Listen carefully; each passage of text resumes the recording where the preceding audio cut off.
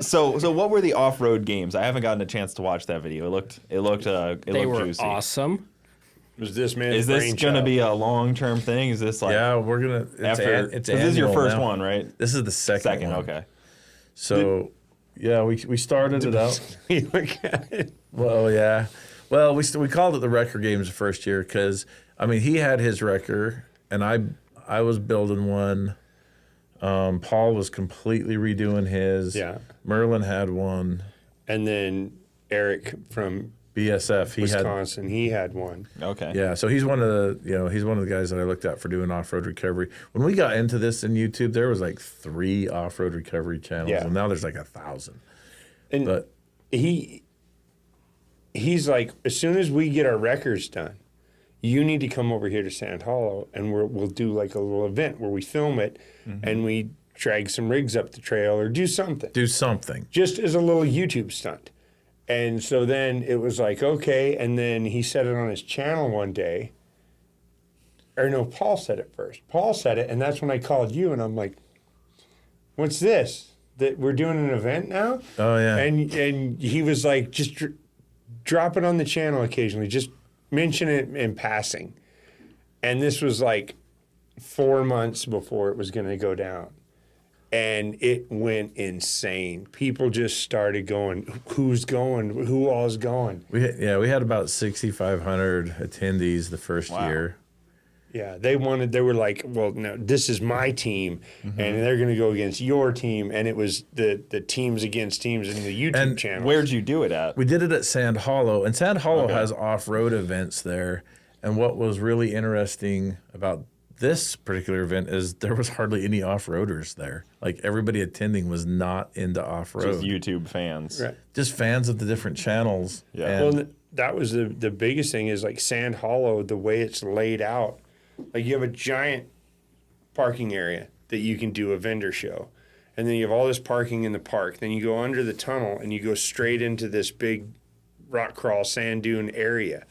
So you can stage a bunch of people here, give them somewhere to park, and then they're within walking distance of the event. And you can't do that anywhere else. Like to have that many people to spectate to see it. So what is the competitions then you guys are doing?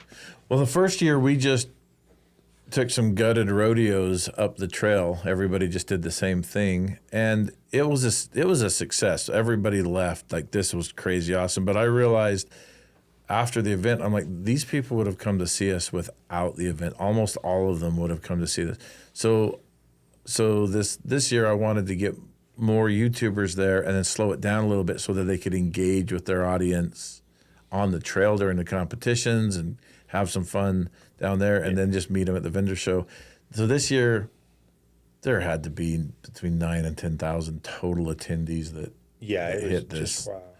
And they, so we just, this year it was, we would team an off-roading YouTuber with a non-off-roading YouTuber, but somebody that was kind of in our, Like a social media person or like a towing person? No, just any type of channel. Like I got paired up with this girl, Laura from Laura Farms. She's out of Nebraska. she's got a farming YouTube channel. Yeah. Robbie was with Weston Chaplin, if you know. Oh, who yeah, he yeah. is. Yeah. I was with James from Is he the Donut. sexiest man in Kansas City? Is his YouTube? Well, he was the sexiest man in Utah that day. So I was with James with Donut, and I mean, we just paired, we had, I don't know how many, 30 YouTubers Yeah, total. there was 14 teams, so 28 And channels. the premise was put the non-off-roading YouTuber in the vehicle, and then the off-roading YouTuber would, spot them and take them up through the Help trail. them get That's through fun. the trail. Yeah.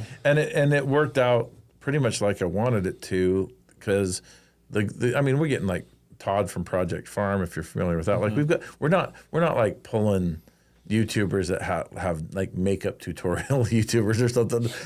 No shade on them, but Yeah. we wanted people that could listen and be on a team and not freak out, because we were taking them up a very extreme trail. Like for us, we go up it all the time. We're like, it's not that bad. This is not a hard Yeah, like they trail. don't off-road, but they're not afraid of a off-road car. But if you haven't been in off-road, this is a very hard and terrifying trail. Well, like you said, Laura has a Jeep, and Yeah. she's done Jeeping and stuff like that. But then she gets out and we're driving up stuff that she's like, there's no way we're going to drive up that. And I'm like, yeah, just go that way. Cars don't go up this. Yeah. And so, but then there's that huge channel crossover now. So you got like, I mean, her video that she dropped the other day, like almost every comment is like, yeah, I came over from Trailmater's channel to see yours and I like what I see. So I've subscribed. So it's just a huge growth thing. We had the VinWiki, we had Ed and Christopher. Yep. So like I just feel like we had a really good group of people, and it was a lot of fun, and a lot of people. It's very similar to how Garrett does it down here. You're down here preparing to race Freedom 500, right? And it's pretty similar to that, where like people that And I like when I see that Freedom 500 list and I see names that I don't even know, because I'm like, oh, cool, that's like a whole different group of people that and just bringing it's literally the Utah 500. And I'm sure the fans love that too, with meet and greets, and then you probably have merch out there, and I'm sure the local event centers that you do it at don't expect, like the Sand Hollow probably didn't expect a YouTuber to show up and bring 6,500 people there. Yeah, it's 10,000 people there. Yeah, it's funny. The first year we're doing this event. We need your help, like to the city of Hurricane, and they're like, just do whatever you want to do. And then all these people showed up, and they're like, the guy, Hefe, the president of my company, he's getting tickets for impeding traffic, and because the line was so long. We need some help from the police in directing traffic. They're like, yeah, you don't need it. And then they're like, oh, you're getting a ticket for impeding traffic. I'm like, we asked for your help. We tried. This. Yeah. So, it's funny because we had a similar thing, like the first Cletus and Cars. It was like, oh, some YouTuber is just gonna have some people at the track, and then like it was a pretty big event.